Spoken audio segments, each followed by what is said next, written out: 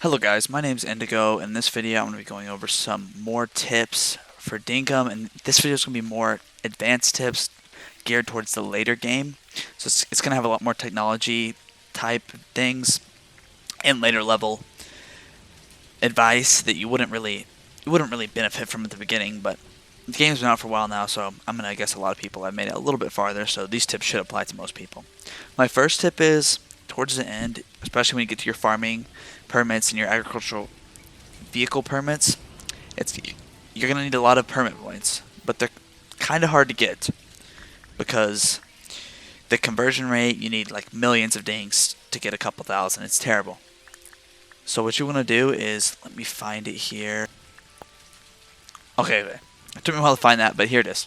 It's called Filthy Dink and Rich, and you get it for a million dinks. Every million dinks you just put in the bank. You do not have to convert these dinks. You just put them in the bank and take them back out, and every million I've gotten so far gives me 3,000 permit points. That's a huge amount. That is like the most fun achievement, and you can get it all. And it's much easier to make a million dinks, I think, than get 3,000 permit points. Because the conversion rate for a million dinks would be, I think, what would it be, like 800 permit points? No, less, but it'd be way less than 3,000. I'm not really sure what it would be, but it's way less than 3,000. So you don't even have to convert them. You just put more dinks in the bank. So that's going to be the best permit point method. Okay, the next one is if you're going to start terraforming your town, which you probably will. You're going to want to make it look better. Mine's needs some work, but I'll get to that later. If you dig 5 deep right here, see this? You can take as much dirt as you want out and place it, and it never gets deeper. It's just an unlimited dirt hole. And the same applies to going up, so you can just keep putting dirt here, and the tower will never actually get any taller. So there's a height limit and a bottom limit, and you can take unlimited dirt from the bottom and put unlimited dirt on the top, and it will never change. So if you want to excavate, or if you want to have more dirt, you should use those two. Okay, the next one is about farming. I'm going to make a separate video on this, but this is just for the leveling of farming. Farming is by far the most difficult thing to level up in this game. It's ridiculously hard to level up. And you have to get it all the way to level 20 if you want to get sprinklers, which makes it a lot easier. I just reached level 20. And look at this crop field that I had. The thing is massive. So the best way you want to level up farming, like the only way I can find that's actually efficient, is you just need to water a ton of crops, basically. Harvesting them gives you a lot too, but you can't harvest them every day. You just need to water like a massive field. This took me probably 20 days of focusing on farming to get this. It's ridiculous, but it's kind of just necessary. It's the only way to level it up. It's really slow. If you look at all my other levels, 23, 37, 66, the farming is just, it's the hardest level up. But also I think it is the best money making method once you get the sprinklers and it's totally automated. Okay, my next tip is when you go into the mines, take your motorcycle. This will be the best, I think, active way to make dinks. You can take your motorcycle into the mines and you can drive around in it, and when you get the rubies, you can put them on the back of your motorcycle and you can stack as many as you want. There's no limit to it. I'm going to throw up a screenshot right now of one mine run I did. I got, I think, 8 rubies and 1 fossil, and I put them all on the back of my motorcycle, and I never had to come back until the very end. And with this, since you're not actually running, you can stay much after the midnight because you won't need any stamina except for to break them. So to get your motorcycle down there, just take anything, and you can just break the motorcycle and pick it up. It doesn't actually lose any health. So you just pick it up, and once you get down to the mines, you'll just place it. I would show you, but today's Sunday and John's closed, so I can't bypass. You just place it down there, and then you just drive around on it, and you just throw things onto the back. You just drop them onto like this back area right here. I'll show you. You can see there's like this little cart area where you can put them, and you can just unlimitedly stack them inside each other. And then once you're done, you like hand transfer them to the elevator, and then you break your bike and bring it back up, because if you leave your bike there, it's not going to be there next time because the mine resets every day. My next tip is for the metal detecting spots. When you upgrade your license to level 2 on metal detecting, it says it will like show you where they are, but I didn't really understand that at first either because I'm not seeing any of them. Because normally when you metal detect, it shows like the little blue circles. but it doesn't show them. Because I have level 2 right now. What you want to look for is you can basically only find them in the desert. It's these little sort of crosses. So this will be something, right? Yeah, boom. There you go. It's that. It's these little crosses. But they're not as common as if you metal detected. Like there's one again, but you would think you would see more of them, but it's not as common as metal detecting. I would say it probably gets 1 out of every 5 that you would do if you were metal detecting by hand. But it's good because you can make a quick trip around. But you only can really see them on deserts because like grass and stuff. It's going to be underneath it, and it's so small. It's so hard to notice. You'll never find it. Okay. My next tip is I actually don't know how to unlock this because Theodore won't sell it to me. I've got 20 and 20, but you can get a book from Theodore about fishing. You're going to need to donate a lot of fish, or maybe it's to get your relationship with Theodore up because I only have 3 hearts. I'm not sure. I've looked online for this. I don't know how to get it. I don't think anyone knows a concrete answer on how to get it yet.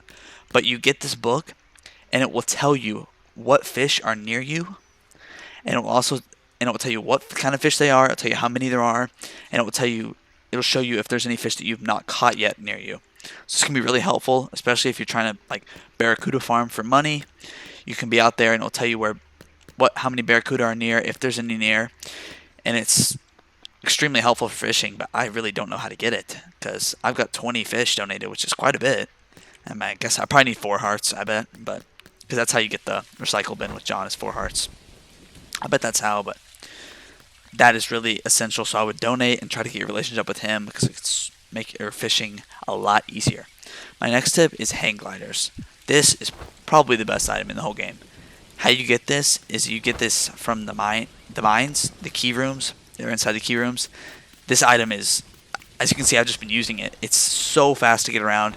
You can use it inside the mines. It makes mining a lot easier if you're not using a motorcycle, because motorcycle can really only be used if you're going for rubies. If you're going for other stuff, you can't really use a motorcycle.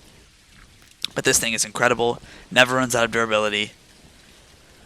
But if you find a duplicate of it, make sure to sell it. Or if you just don't really like it, I guess, because this thing sells for 440,000 dinks to John. It's the most valuable item in the game by far. It's incredible how much it sells for. But I think it's not worth it to sell it. It's just such a valuable item here to use. Okay, my next tip is this guitar. You find it in the deep mines, and I was thinking, I don't know what this is used for. It's just kind of dumb. I can just play some music. Oh, that's cool, whatever. But you can actually use the guitar to kite all of your animals. See, if you play it, they all follow you. So instead of having to use like an individual animal call, you can just hit your guitar and they'll all follow you. So if you're trying to move all your animals at once, you just spam your guitar and they'll all follow you, which is really efficient because you can use the whistle, but that's more annoying. You have to press buttons for that, and the guitar is just an easier method to do that with. Okay, and then for Ted Sally. Ted Sally is the trader that wanders. He's rare. He's rare to see, but you'll never really know if he's on the map unless you hear this whistle. You hear this whistle when you get between, I think, like 25 to 30 blocks away from him. You'll hear this really distinct whistle. You'll be thinking, what's going on? You gotta look around when you hear that whistle, because it's totally out of place. It's impossible to miss if you have the sound on. And I just saw him a couple days ago because I heard this whistle and I looked for him. It took me like a minute to find him, but he's somewhere around you when you hear that whistle. And he sells the most value, like not the most value, the most powerful melee weapon, the most powerful bow, but the only thing is his arrows. That's why I didn't even buy the bow from him.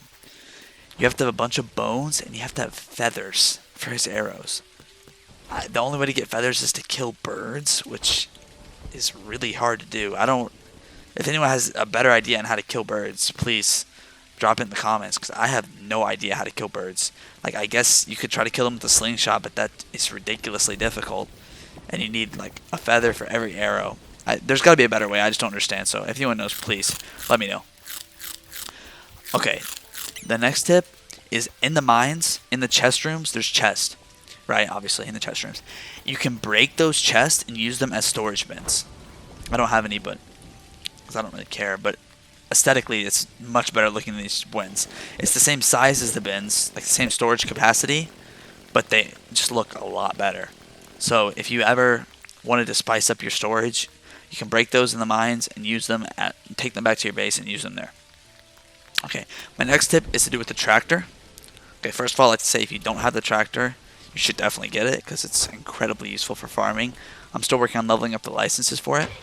But the tractor has 3 modes. It has harvesting mode, which is this. It has tilling mode, and it has planting mode.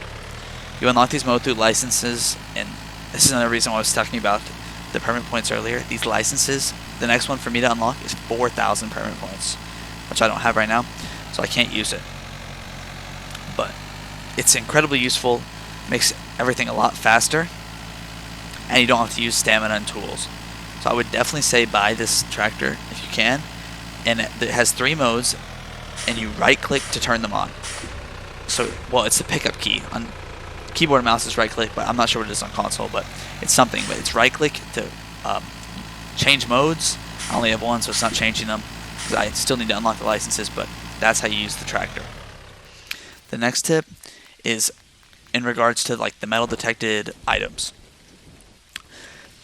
So out of these items, there's 2 of them that you absolutely do not want to sell. Some of them you can sell, but some of them you do not want to sell. I'm going to go over all of them, basically. The glass bulbs, you can probably sell them all.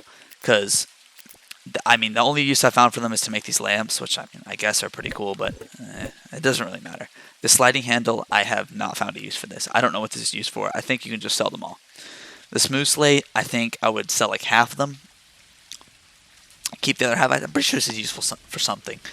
The green board, I would not sell any of these. These are very useful for technology. The batteries, or hot cylinder, excuse me, I would not sell any of these. The old spring, I would not sell any of these. They're super obsolete until you get sprinklers. Each advanced sprinkler uses 8 old springs. And to make an array of sprinklers, you need 16 sprinklers. So that's like over 100 old springs, and these are not that common. So I would not sell these even at the beginning of the game. You want to keep them for when you get sprinklers. The toys, this is like the handle. I don't think this is used for literally anything in the game. So I guess you could just sell all those. The button board, I'm pretty sure this isn't used for anything in the game either. So I would sell those. The keys, don't sell those. Use those for the mines. You got a chance of finding the hang glider. It's just a lot more valuable than the keys you'd use to get in. So I would keep the keys definitely. The discs, you sell the Franklin. That's the only use for them. So just sell them. The wheels, I would sell like half of them. And if you didn't know, you press Control and right-click at half stuff on PC. Probably sell half of these. These are used for some things, but they're not super useful. The bright wires, I would not sell these. These are useful for technology. The gears, I would not sell these. These are used in like almost everything that uses these. These have gears in them. Like anything that uses these green materials, probably uses gears. The contraptions, after a certain point, you can kind of sell them. Like I could probably start selling these, and these are super valuable. Like these are used for the helicopter, for most technology, but at a certain point, you kind of get all the technology, and you don't need these anymore.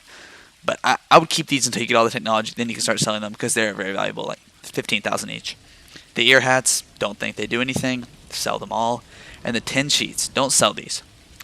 But you may notice, you get deeper in the game, like I have 72 tin sheets, and I only have 20 tin. So with the tin sheets, you can actually smelt these, and it turns them back into tin bars, if you didn't know that. It's a great way to get tin, because tin is kind of hard to get, because in the deep mines it's not super common. It doesn't glow. So you'll have a lot of these, which these are used, but they're not always used. So if you ever have these, and you don't have 10 bars, which you need, you can smelt these in a furnace, or I think the crude furnace, but you can smelt these, and it will turn them into 10 bars. Okay. And then my last tip is to build orchards. So over here I have this banana orchard that I planted at the beginning. You do not have to space them out at all. You'll see with the other one that I have. You can just place them right next to each other, but look at my supply of bananas. I basically have a lifetime supply of bananas, because every like 10 days or so I get about 100 from that. And that's plenty. I don't go through that many. And then my next orchard is an apple orchard. And you can see in this chest I have 454 apples, which I just harvested yesterday. Actually, 463. And I'm going to cook them all and sell them, and that's about 300k. So here's my apple orchard over here, and I have a water orchard also.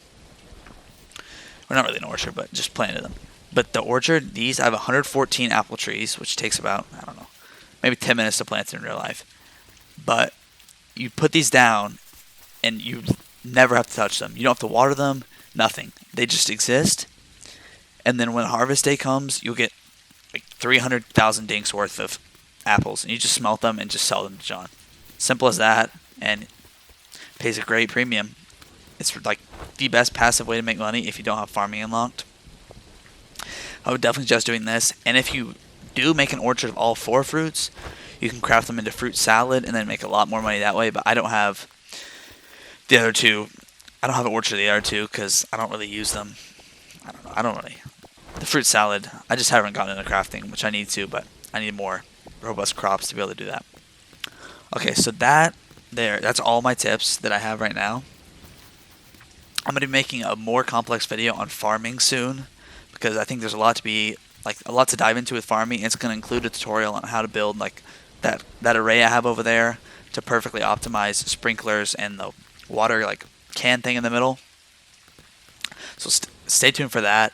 But if you like this video, please like and subscribe. And then if you have any more tips, or you think I forgot something, or you think something I said is wrong, let me know in the comments below, because I'm looking for feedback too. I mean, this game is new to everyone. I obviously don't know everything. I'm just trying to share what I know. But I'm sure there's people out there who know a lot more than me, or know something that's very different from what I know. So please leave that in the comments if you do. Alright, thanks for watching.